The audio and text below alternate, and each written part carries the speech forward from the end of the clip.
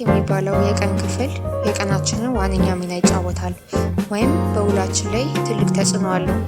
ጠዋት የምናደርገው ነገር ቀናችንን ሊያበላሽም ሊያስተካክለውም ይችላል።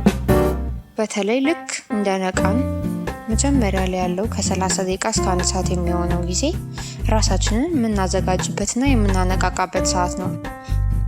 ይህ ሰዓት ለውሏችን በጣም ወሳኝ ነው። ቀናችንን የሚያበላሹ 10 የማለዳ ልምዶች።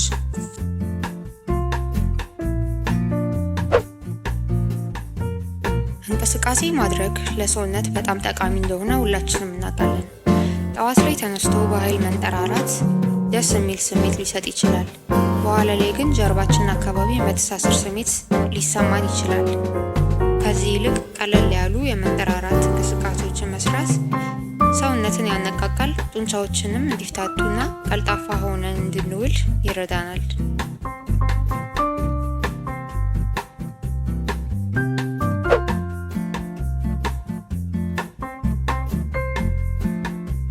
ገላን በሙቅ ውሃ መታጠብ የማይወድ ያለ አይመስለኝም። ሙቅ ውሃ ሰውነትን ዘና ያደርጋል፣ ምቾትንም ይሰጣል። ነገር ግን ከማነቃቃት ይልቅ እንድንተኛና እረፍት እንድናደርግ ሰውነታችንን ይጋብዘዋል። ስራ ብንይዝም እንኳን ድካምና አቅም ማነስ ሊኖረን ይችላል። ከዚህ ይልቅ በጠዋት ተነስቶ በተነቃቃ አእምሮ ወደ ስራው መሄድ የሚፈልግ ሰው ለብ ወይም ቀዝቀዝ ባለ ውሃ ገላውን ቢታጠብ ይመከራል። ይህንን ማድረግ ንቁና ፍሬሽ ሆነን ቀናችንን እንድንጀምር ያስችለናል።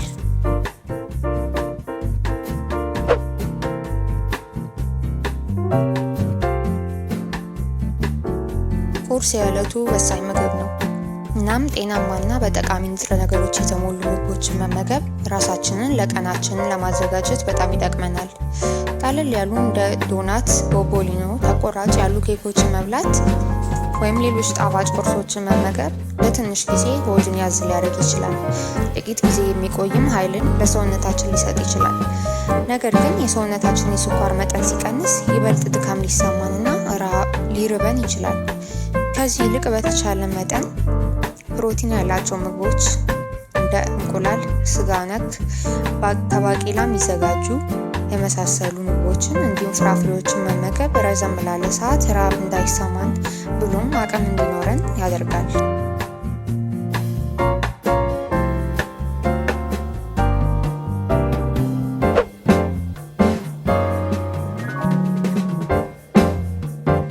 ቁርስ ከተመገቡ በኋላ ጥርስን ማጽዳት ትክክል ሊመስል ይችላል።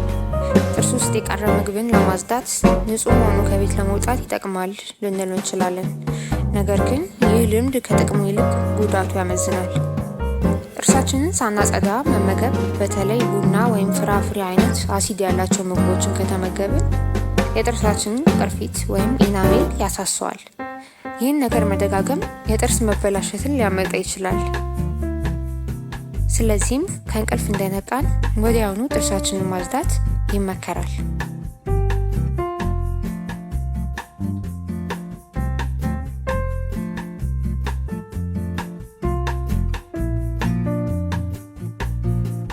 ከእንቅልፍ እንደነቁ ቀጥታ የፀሐይ ብርሃንን ማየት ለዓይናችን ይከብድ ይሆናል። ነገር ግን በመጠኑም ቢሆን ብርሃን ወደ ቤታችን ወይም ወደ መኝታ ክፍላችን እንዲገባ ማድረግ ራስን በቶሎ ለማነቃቃት ይረዳል። ሳይንቲስቶች እንዳረጋገጡት ከሆነ የተፈጥሮ የፀሐይ ብርሃን ኮርቲሶል የሚባል ሆርሞን ሰውነታችን እንዲያመነጭ ይረዳዋል። ይህ ሆርሞን በቀን ውስጥ ስራችንን በማስተዋል እንድናከናውን፣ ጥሩ ውሳኔዎች እንድንወስን ያግዘናል። በጠዋቱ ቤታችን የጨላለመና ብርሃን እንዲገባ ያላረግንበት ከሆነ ሰውነታችንም ምሽት እንደሆነ ሊሰማውና አእምሯችን በእንቅልፍ መንፈስ ሊቆይ ይችላል። እንዲህ በሚሆንበት ጊዜ እንቅልፍ እያለን ቀኑን እንቀጥላለን። ስለዚህም በቂ የፀሐይ ብርሃን ወደ ቤት ውስጥ እንዲገባ ማድረግ ለመነቃቃት ይጠቅማል።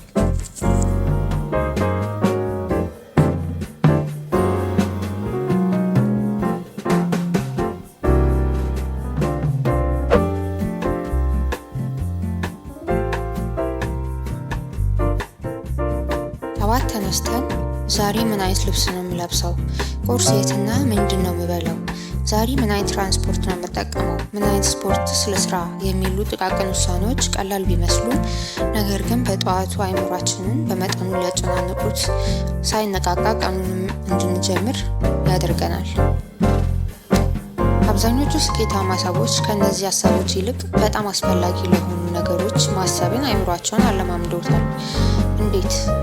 ተመሳሳይ ልብሶችን ሊለብሱ ይችላሉ። ሁሌ ሲነሱ የሚሰሩት ተደጋጋሚ ስፖርት አለ። ተመሳሳይ ቁርስ እና ተመሳሳይ የሚመገቡበት ቦታ ሊኖራቸው ይችላል። ወይም ቀድሞ ማታ የሚያስፈልጋቸውን አዘጋጅተው ወይም አስበውበት ይተኛሉ።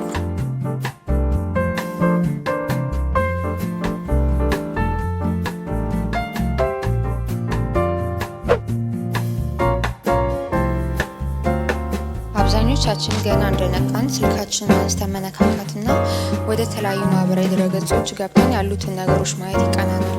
ይህም ማድረግ ለአዲስ ቀን ነፃና ፍሬሽ ሆኖ የነቃውን አእምሯችንን ባላስፈላጊ ሀሳቦች ይሞላል።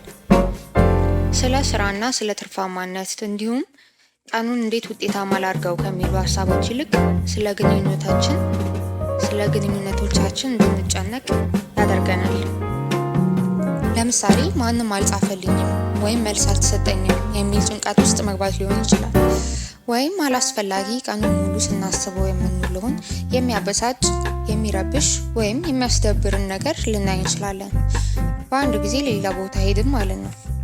አብዛኛው የሙድ መረበሽ ከዚህ የተነሳ ይመጣል። በተቻለ መጠን ከተነቃቁና ሌሎች ጠቃሚ ስራዎችን ከሰሩ በኋላ ስልኮን መነካካት እንዲሁም መደዋወል ይመከራል።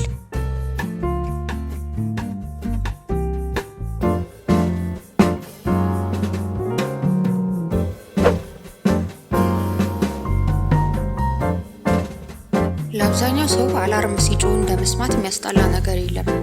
ምክንያቱም ከጣፋጭ እንቅልፍና ከሞቀ አልጋው መውጣት ማንም አይፈልግም። በተለይ ደግሞ ዘግተውት መልሶ ሲጮህ እንደመስማት የሚያበሳጭ ነገር የለም። ስኑዝ ማድረግ ወይም ቆይቶ መልሶ እንዲጠራ ማድረግ ለአእምሯችን በጣም መጥፎ ልምድ ነው።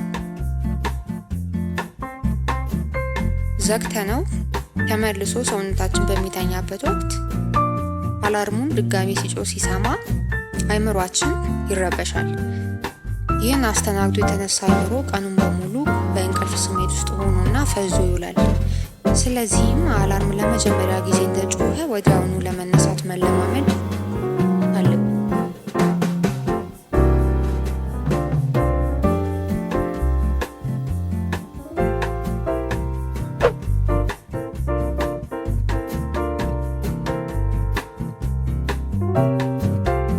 አብዛኞቻችን አርፍደን ወይም በሚያጣድፍ ሰዓት ላይ እንነሳለን። በዚያን ጊዜ ወደምንሄድበት ቦታ ስራ ወይም ትምህርት ሊሆን ይችላል። ተቻኩለን ከሄድን በኋላ መፍዘዝ፣ ትኩረት ማጣት እንዲሁም የሀሳብ መዘበራረቅ ይገጥመናል። ይህ ነገር ሲደጋገም የስራ ፍላጎታችንን ሊቀንስና ስራችንን እንድንጠላው ያደርገናል። ይህን ከማድረግ ይልቅ በጊዜ ተነስቶ በመጀመሪያዎቹ ደቂቃዎች ውስጥ እንቅስቃሴ ማድረግና ጤናማ ቁርስ መመገብ፣ ለስራና ለውሏችን የሚያነሳሱንን መንፈስን የሚያድሱ ሞቲቬሽናል የምንላቸውን መጽሐፎች ማንበብ፣ አውዲዮችንም መስማት ወደ ማንኛውም የዕለት ሩጫችን ከመግባታችን በፊት በራስ መተማመንና ራስን መግዛታችንን ይጨምርልናል። ቀናችንንም በኃይል ተሞልተንና ተነቃቅተን እንድናሳልፍ ያግዘናል።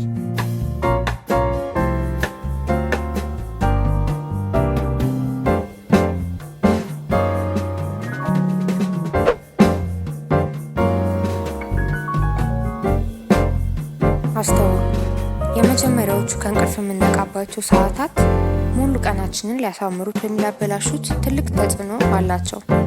ከእንቅልፍ ነቅተን መጀመሪያ የምናደርገው ነገር ስለ ስራችን ወይም ስለ ትምህርታችን ማማረርና ማጉረምረም ከሆነ ይሄ አሉታዊነት ከቤት ስንወጣም ጭምር ከኛ ጋር ለሰዓታት ይቆያል።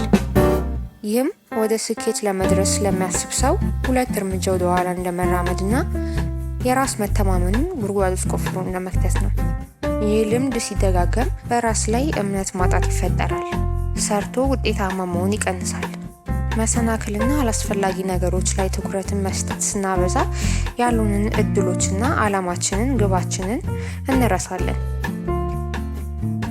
ከዚህ ይልቅ አመስጋኝ መሆንና ስለ መልካም ነገሮች ይበልጥ ማሰብን መለማመድና ይህንንም ማዘውተር አለብን።